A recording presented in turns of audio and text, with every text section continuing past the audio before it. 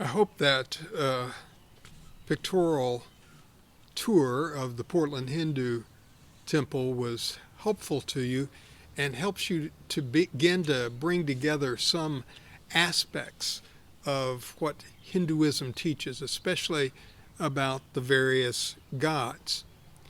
Now, in Hinduism, the three primary gods that are worshipped, Brahma, Vishnu, and Shiva, are usually portrayed as masculine, and so are the avatars of Vishnu, also portrayed as being masculine.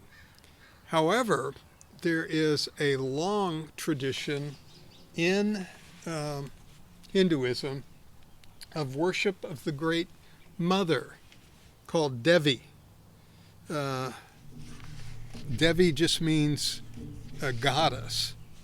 And throughout India, there are villages who believe in a mother goddess who has different names and requirements in different places.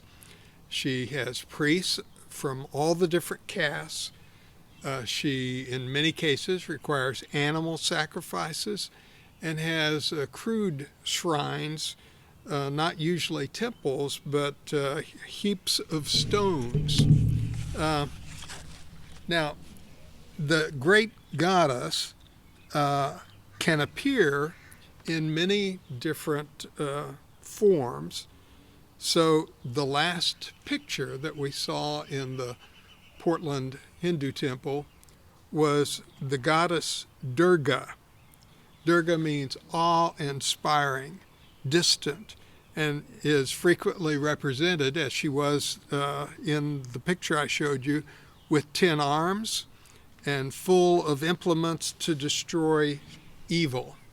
So Durga is a very important Hindu goddess, and many Hindus are almost more devoted to the divine feminine, to the great mother, the Devi, than they are to even Brahma, Vishnu, or Shiva. The other extremely well known goddess in Hinduism is Kali. Kali is fearsome. She is often shown wearing a necklace of human skulls, and her fanged teeth drip with blood. Her many arms are full of weapons, which are thought to be dangerous to enemies, but protective of her children. The city Calcutta means Kali's stairs, and it's named after her temple in that city. So the important role of the divine feminine is seen not only in the female goddesses that are worshipped, but also in the female consorts, the wives and the mistresses of the various male deities.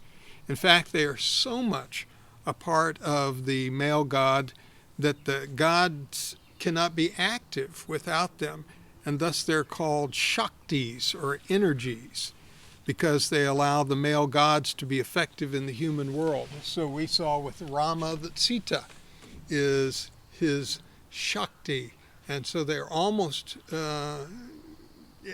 as often pictured together as they are separately. Uh, the goddess Ganga, who animates the Ganges River, is a good example, too, of the divine feminine. And yet, despite this, what seems like very hospitable attitude towards the feminine in Hinduism, the doctrine of karma teaches that if you're born as a woman, you must have done something wrong in your previous life, or you would have been born a man. So you're going to have to go back in this life. You're going to have to learn your role or your station, and you're going to have to accept that role or station and do your dharma, your duty. And in doing so, then in the next life, you can be born as a man and move on in the right direction towards moksha. So, again, we see some of the strange, what do you want to say, almost like contradictions or tensions within Hinduism regarding some of its doctrines and teachings.